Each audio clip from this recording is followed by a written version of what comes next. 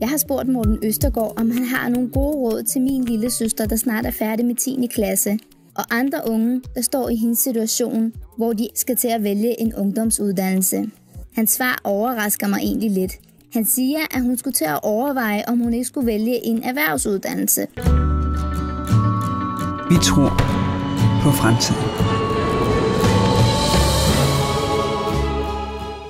Men først vil jeg lige høre, hvad det er, der er ved at ske på erhvervsskolerne. Spillet til erhvervsuddannelser så vil påvirke for eksempel Campus Køge og frafaldet af antal elever der. Ja, vi har jo den udfordring med vores erhvervsuddannelser, at der er et meget højt frafald, og vi har en meget dalende søgning samlet set. Og derfor har vi jo sat os for at øge kvaliteten og ikke mindst prestigen omkring vores erhvervsuddannelser. Det vil vi gøre på 3 måder. For det første vil vi sige, at vi er nødt til at sørge for, at dem vi optager, de har forudsætningerne for at gennemføre. Og derfor vil der blive nye skærpede krav til, hvad man skal kunne for at komme ind på en erhvervsuddannelse. Og hvis ikke man kan det, så skal man så have hjælp til det gennem en erhvervsrettet 10. klasse eller en ny fleksibel ungdomsuddannelse. Så det bliver ikke sværere at komme ind på de her erhvervsuddannelser som studerende, hvis det er, at man har komplikationer, eller hvad? Jo, det bliver sværere at komme ind, men det betyder selvfølgelig, at hvis man så ikke har forudsætningerne, man gerne vil, så skal man have hjælp til det. Eller også så skal man jo finde sig en læreplads. Dem, der har en læreplads i hånden, de kan selvfølgelig komme ind. Men det andet, vi gør, det er, så vi kigger på kvaliteten af det, der foregår på vores erhvervsuddannelser. Og det betyder blandt andet, at vi kommer til at investere store ressourcer i at opgradere dem, der underviser der, som ofte er nogen, der har meget forstand på det erhverv, som de unge uddannes til, men som måske ikke har stærke pædagogiske kompetencer. Og der skal de altså opgraderes, så de bliver ikke bare dygtige til det håndværk, der er omdrejningspunktet, men også bliver dygtige undervisere.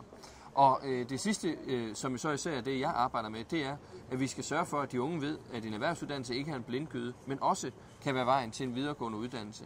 Ikke fordi det er et mål i sig selv, at vores nyuddannede kontorelever og lærlinge eller svende af forskellige art, de skal på en videregående uddannelse, men fordi vi ved, at det er en af årsagerne til, at så mange vælger erhvervsuddannelsen fra, hvis de tror, de kan klare gymnasiet, det er, at de ikke mener, at det giver dem de samme muligheder for videregående uddannelse. Og det skal vi have lavet om på, for at også nogle af dem, der sagtens skulle klare gymnasiet, alligevel vælger erhvervsuddannelsen, hvis de har lyst til at for eksempel få en mere merkantilorienteret uddannelse.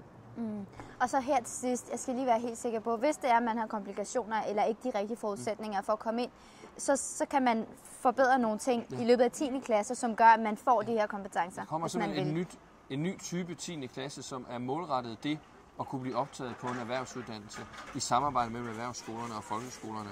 Og også det kunne man jo sagtens sætte sig for at blive foregangskommune på i Køge, fordi det er jo noget nyt, vi skal have afprøvet.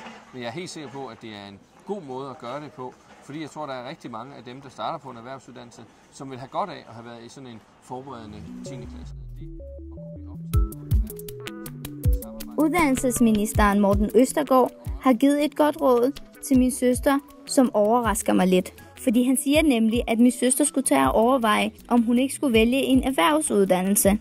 Jeg spurgte ham nemlig, hvad han havde af gode råd til min lille søster, som snart er færdig med 10. klasse. Og i den forbindelse, nu har jeg for eksempel en lille søster, der går i 10. klasse, og hun ved ikke helt hvad det er, hun vil endnu. Og jeg ved både fra mig selv og alle andre unge, at der er rigtig mange unge, der står i sådan en situation, og så skal de lige pludselig til at vælge. Hvad har du af gode råd til de unge?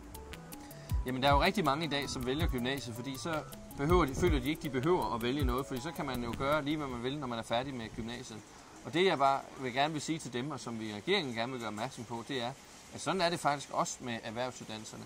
At det er ikke sådan, at fordi man starter på en erhvervsuddannelse inden for eksempelvis handel, at så er man dømt til for evigt at arbejde inden for det felt. Det kan også blive et springbræt til en videregående uddannelse. Og flere steder bliver der jo oprettet de såkaldte EUX-linjer, altså nogle erhvervsgymnasiale linjer, hvor man både er studieforberedende og får et håndværk. Det gode ved det er, at hvis hun vælger en erhvervsuddannelse, så får hun altså muligheden for, når hun er færdig, både at tage sit svendebrev og gå ud og søge job og gå ud på arbejdsmarkedet, hvis det er det, hun på det tidspunkt har lyst til, eller at gå på videregående uddannelse. Hvis hun tager gymnasiet, så er det klart, at så ligger der i kortene, at så skal hun på en videregående uddannelse. I hvert fald har hun ikke nogen erhvervskompetence, hun kan tilbyde arbejdsgiverne, så er det ufaglært arbejde, hun sigter mod. Og derfor kan man sige, hvis man er i tvivl om, hvorvidt man vil læse videre, eller om man vil efter at have taget sin ungdomsuddannelse gerne vil ud og arbejde, så er det en klar fordel at tage en erhvervsuddannelse, for så har man en erhvervskompetence. Og tager man det så på en af de linjer, der også er studieforberedende, ja, så vinder man altså både på gynger og karruseller. Så det synes jeg er et attraktivt tilbud, som langt flere unge burde vælge, uden jeg selvfølgelig kan helt sige, hvad der er bedst for din søster. Jeg opstiller til kommunalvalget i Køge for det radikale Venstre, fordi demokratiske unge skal skabe Køges fremtid.